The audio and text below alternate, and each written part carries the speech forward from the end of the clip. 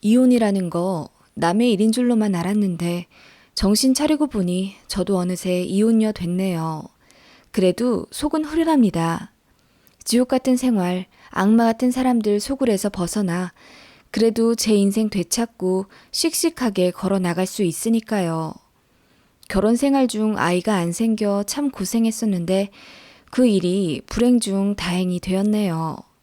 아무래도 신상 문제가 있으니 자세히 쓰진 않을게요. 감안하고 봐주시면 감사하겠습니다. 남편이랑은 조건보다는 사랑을 택해서 한 결혼이었고, 신혼 3년 정도까지는 정말 행복했습니다. 남편이랑 직장이 가까웠기에 점심시간에 만나 데이트도 즐기고, 퇴근 때는 웬만하면 서로를 기다려 같이 집에 들어오곤 했어요. 서로가 소울메이트라고 생각했고, 저 역시 결혼 생활에 많이 만족했습니다. 그런 남편이 변하기 시작한 건 4주년쯤이었던 것 같아요. 그때 한창 코인 바람이 불었습니다. 비트코인이요. 20, 30대 대부분이 가입한 앱이라고 하니 아마 여기 계신 분들 중에 지금도 투자하고 있는 분들이 많으실 거라 짐작됩니다. 그래서 안 좋게 이야기는 하지 않겠습니다만 저희 남편은 그 코인장에서 무려 2억을 잃게 됩니다. 저희가 모아둔 돈은 겨우 4천만 원이었는데 2억을 잃었다는 이야기는 남편이 대출을 받아 무리하게 투자했단 겁니다. 퇴직금과 보험을 담보로 삼고 친구에게도 빌려 무려 2억 이상을 빌렸더군요. 그래서 2억 4천 정도를 코인에 넣었는데 남편이 넣자마자 급하락해서 겨우 3천만 원 남기고 다 잃었다더군요. 저는 전혀 몰랐습니다. 남편은 평소 여자 관계도 깨끗했고 도박 같은 것에도 전혀 관심이 없었어요. 연애 때 같이 정선에 있는 카지노에 당일치기로 놀러 갔다 온 적이 있었는데 그때도 저는 재밌어서 20만 원이나 환전해서 다 써버렸지만 남편은 도박에 돈 쓰는 거 어리석다며 겨우 5만 원 환전하더라고요. 그런데 저는 다 잃고 남편은 5만 원으로 30만 원을 벌었어요. 그 정도면 혹해서 돈을 더 걸만도 한데 중심 딱 잡고 바로 나오더라고요. 그거 보고 정말 믿음직스러운 남자라고 생각했고 이렇게 먼 훗날 돈으로 사고치게 될 줄은 꿈에도 몰랐습니다. 저에게 비밀을 만들었다는 것 자체가 많이 배신감 들었던 것 같아요. 그때 한창 뉴스에서 코인 얘기가 나올 때였고 저는 뉴스를 보며 혀를 끌끌 찼어요. 주식이면 모를까 어떻게 암호화폐에 겁도 없이 돈을 몽땅 넣냐고. 그랬더니 그때 남편이 아무렇지 않게 제 말에 동조했던 기억이 납니다. 그런 남편이라 더 화가 났었던 것 같아요. 어떻게 그럴 수 있어? 아니, 하더라도 적당히 넣었어야지. 대출까지 받아서 몽땅 넣는 게 말이 돼? 너에게 물어보면 안 된다고 할 게 뻔하잖아. 요즘 하도 끝도 없이 오르고 안 하면 바보라고 하길래 내 옆자리 상사는 1억으로 4억까지 불렸다는데 내가 어떻게 안 하고 배겨. 그렇다고 해서 어떻게 2억 가까이 빌리냐고. 너 정말 웃기다. 내가 돈 땄으면 이렇게 나오지 않았을 거잖아. 내가 잃어서 화가 나는 거지? 뭐라고? 사과는 못할 망정? 지금 그걸 말이라고 해? 남편은 어차피 본인이 빌린 돈이고 본인이 갚아 나가면 된다며 큰 소리 치더군요. 다른 것보다 배우자에게 미안한 마음이 안 든다는 게 큰 문제라고 생각했고 이 일은 양가에도 알려졌습니다. 그때 양가의 반응, 지금 생각해도 참 웃겨요. 저희 친정에서는 바늘도둑이 소도둑 된다고 지금은 비록 1, 2억이지만 나중에 집 한 채를 말아먹을 수도 있는 싹수가 보인다며 당장 이혼하라고 했고 시댁에서는 남편이 한 말 그대로 하며 본인 아들 감싸기 바쁘더라고요. 잘 되려고 한 거니까 한 번만 이해해 달라면서 돈을 잃어서 문제지 투자한 것 자체는 큰 문제 없지 않냐면서 돈을 벌었으면 지금의 제 반응도 달랐을 거라고 하더군요. 가장 황당했던 건 그러니까 네가 남편 단도리를 잘했어야지. 남편 핸드폰도 매일같이 검사하고 계좌도 적어도 2, 3일에 한 번은 봐야 할 거 아니야. 네가 너무 풀어주니까 네 남편이 그리 된 거다. 내 아들도 크게 잘한 건 없지만 너도 똑같아. 둘 다 잘못했으니까 이번에는 그냥 넘어가거라. 하더군요. 그리고 다는 아니지만 아들 실순이 시댁에서 5천만 원 정도는 갚아주겠다고 하더군요. 돈이 문제가 아니라고요. 어머님, 제가 이 사람한테 크게 실망했다고요. 아, 우리도 돈 같이 갚아 나가준대잖아. 남자가 한두 번 실수할 수도 있지. 우리 아들, 아니, 네 남편 속은 안 쓰리겠니? 너 혼자 발광한다고 일이 해결돼? 이럴 때일수록 서로 보듬어가며 살아야지. 마음고생했을 네 남편 마음도 어루만져주고. 정말 어이없더라고요. 시부모님이 이렇게 나올 줄은 상상도 못했고요. 저는 시댁에 이혼한다고 했죠. 그래서 서류 준비하고 재산 분할한다고 변호사들 상담받으랴 회사 일과 병행해 이리 뛰고 저리 뛰고 하다 보니 정신적으로도 너무 힘들고 현타 오더라고요. 남편도 그 사이 많이 반성했는지 저에게 빌기 시작했고요. 감정적으로 너무 지친 그 틈을 타 남편이 다신 안 그러겠다고 펑펑 울며 저희 친정과 저에게 비는 걸 보니 마음이 약해졌어요. 그래서 한 번만 더 이런 일 생기면 재산은 전부 제 앞으로 돌리고 이혼한다는 각서 써서 공증까지 받고 남편의 그 돈 사고는 눈 감아줬습니다. 바보 같다고 생각하실 분들 많겠지만 솔직히 내내 평탄하기만 했던 가정은 별로 없을 겁니다. 이 얘기는 저도 창피해서 아무에게도 말하지 않았는데 회사 언니들 보니까 남편들이 코인에 돈 많이들 잃어서 저희처럼 같이 사내 만에 많이 싸웠더라고요. 그땐 그게 왜 그렇게 위로가 됐던지. 그런데 그 일은 남편은 물론이고 시댁에도 크게 실망하는 계기가 되었죠. 평소에는 참 예뻐라 해주셨던 시댁이지만 결정적일 땐 결국 팔은 안으로 굽어 남편 편들기 바쁜 시부모님과 도련님 그리고 시누이를 보며 저도 모르게 정이 좀 떨어졌던 것 같습니다. 그전에는 제 가족처럼 저도 정말 잘했거든요. 시동생들한테 용돈도 주고 시부모님 댁에도 저 혼자 찾아가 살뜰하게 며느리 노릇할 정도로 저 정말 잘했습니다. 그 이후로는 하기 싫더라고요.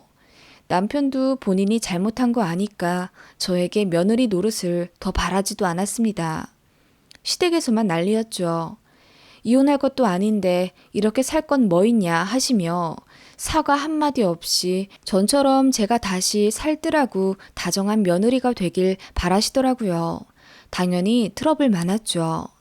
시부모님은 아예 친절했던 가면조차 벗어버리고 저에게 대놓고 시자짓을 하며 숨을 조르시더군요. 제가 전화를 안 한다고 회사 직통번호로 전화를 해서 시부모님한테 안부 전화 안 한다고 난리.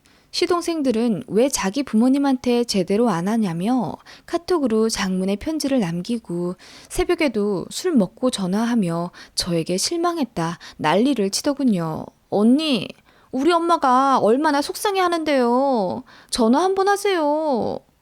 형수, 좋은 사람이라고 생각했는데 저도 실망이네요. 제가 도망이라도 갈까봐 가스라이팅을 한 거였는지 아니면 원래 그런 사람들인데 드러낼 계기가 없었던 건지 남편의 그 일을 계기로 완전히 변해버린 시댁 식구들 태도가 너무 숨막혔고 저는 결국 공황장애가 와서 정신과 도움을 받게 되었어요. 남편 시댁과 불미스러운 일이 생기기 전에는 아이가 안 생겨 스트레스 받았었는데 이제는 아이가 생기는 건 바라지도 않고 그저 제가 살고 싶어 미치겠더라고요. 하루에도 몇 번씩 찾아오는 공황 때문에 업무상의 미팅도 할 수 없었고 지하철 출퇴근도 어렵더라고요. 결국 회사에 휴직계를 냈습니다. 사유를 위해 진단서를 떼는데 내 인생이 왜 이렇게 되었나 참 마음이 안 좋더군요. 그렇게 6개월을 쉬기로 했고 혼자 제주도 여행도 가고 취미였던 글도 마음껏 쓰며 힐링하니 좀 괜찮아지더라고요. 그렇다고 해서 이혼 생각을 접은 건 아니긴 했어요.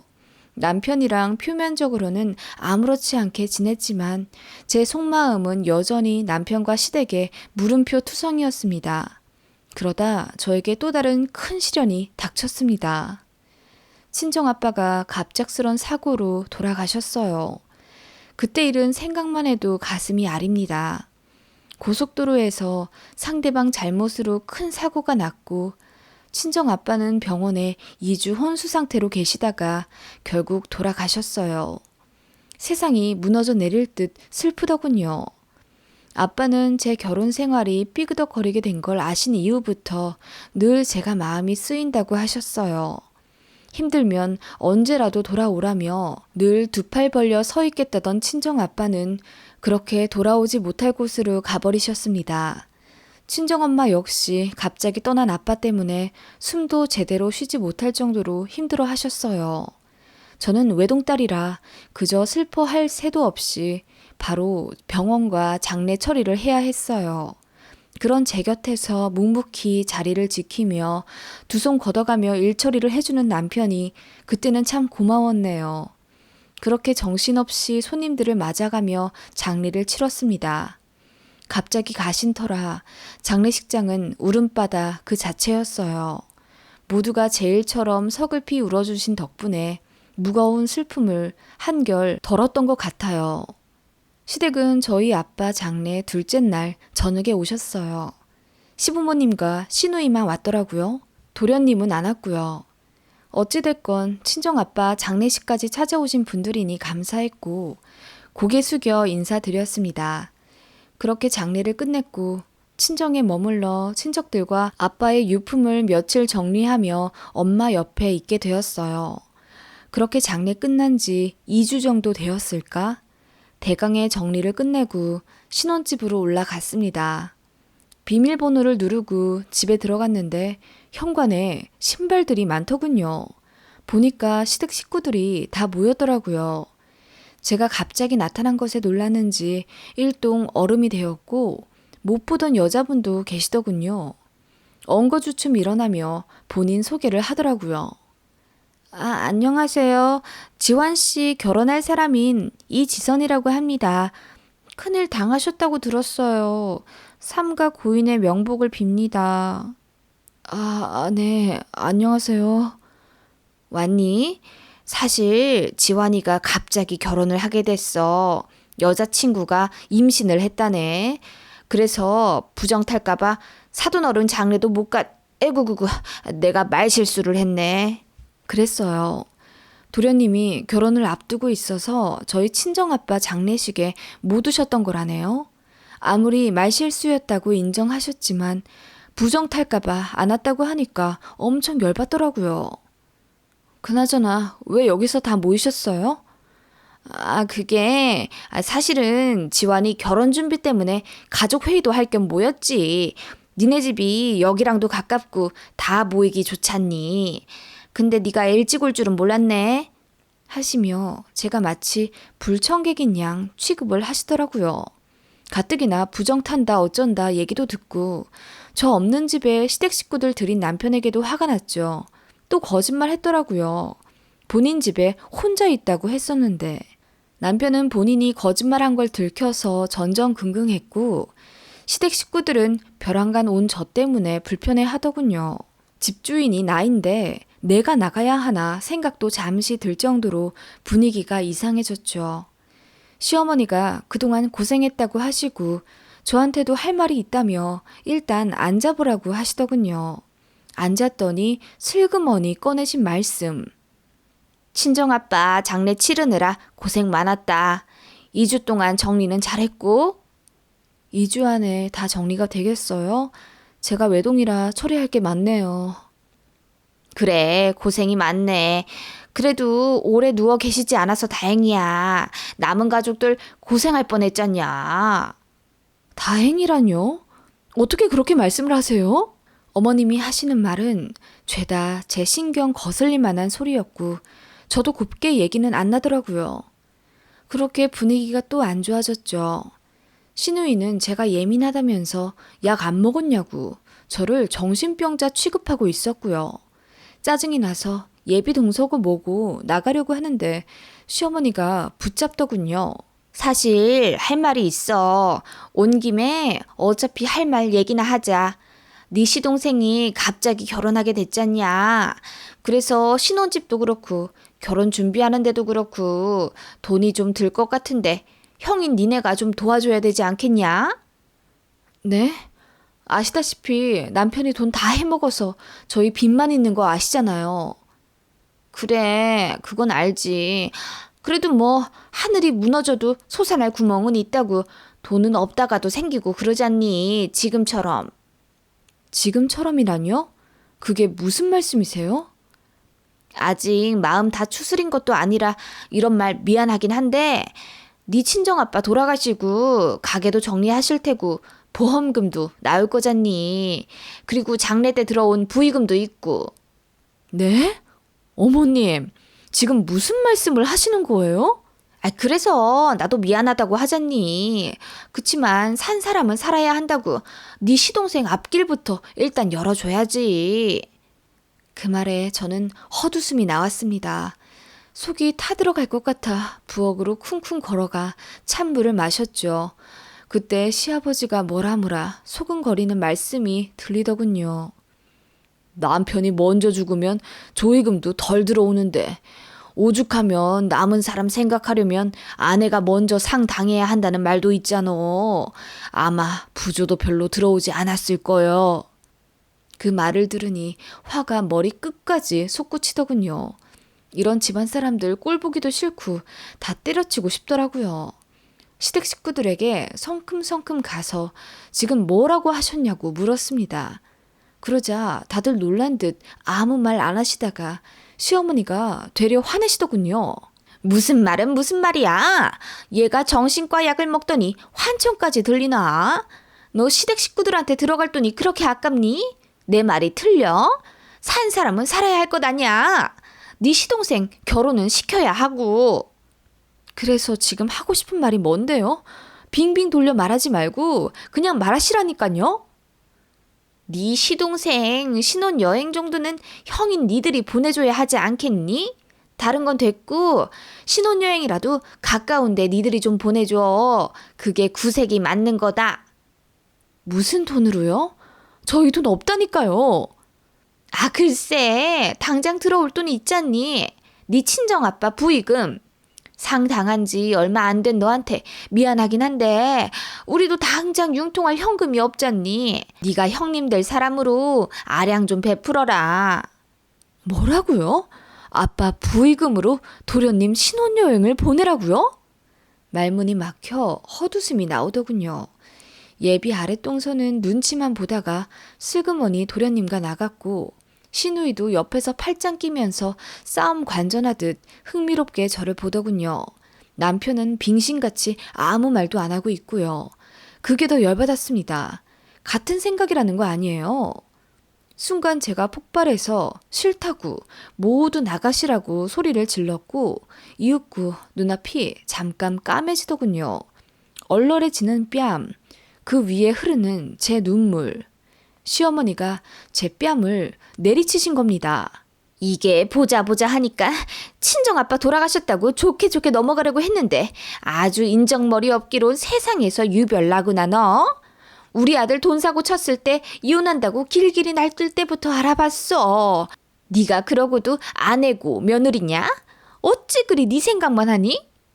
시어머니의 망언에 화가 걷잡을 수 없이 났고 저는 그대로 있는 힘껏 똑같이 시어머니 뺨을 때렸습니다. 짝 하는 소리에 모두가 놀랐고 저에게 소리 지르며 말리더군요. 그때 시어머니가 이 미친 기집애가? 하며 제 머리채를 잡으려 하는 걸 제가 잽싸게 피해서 시어머니 반대쪽 뺨을 또 내리쳤습니다. 나 죽네! 하며 나뒹구는 시어머니를 보니 속이 다 시원하더라고요.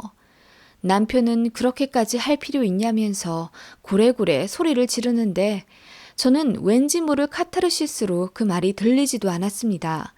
그동안 쌓였던 서름이 모두 풀리는 듯 했습니다. 저는 어안이 벙벙한 채 저를 바라보는 남편에게 말했어요. 우리 이혼해. 그리고 엉엉 우는 시어머니를 포함해 시댁 식구들을 전부 제 집에서 쫓아내 버렸습니다. 그날 이후 남편과의 이혼 전쟁이 시작되었고 경찰서도 오가며 참 많은 일들이 있었지만 아무튼 결국 이혼하게 됐습니다. 아이가 없으니 한 달 만에 모든 처리가 완료되었고요. 저는 휴직계 조금 더 연장해서 쉬다가 곧 복직할 예정입니다. 집은 처분했고 친정엄마 집에 들어가려고 하고요. 친정아빠 가게를 처분했고 아빠 보험금도 다음 달이면 지급된다고 하더군요.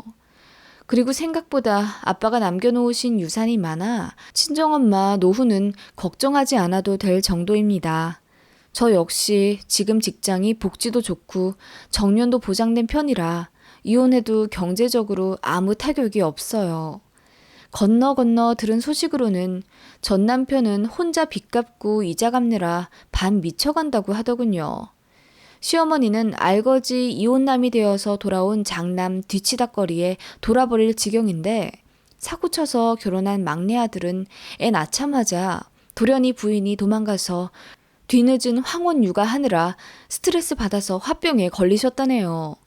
한의원에서 약 지어 먹는다고 하던데 저한테 하신 말씀 그대로 전해주고 싶네요. 자기 마음 자기가 다스려야지 약에 의존해서야 되겠니?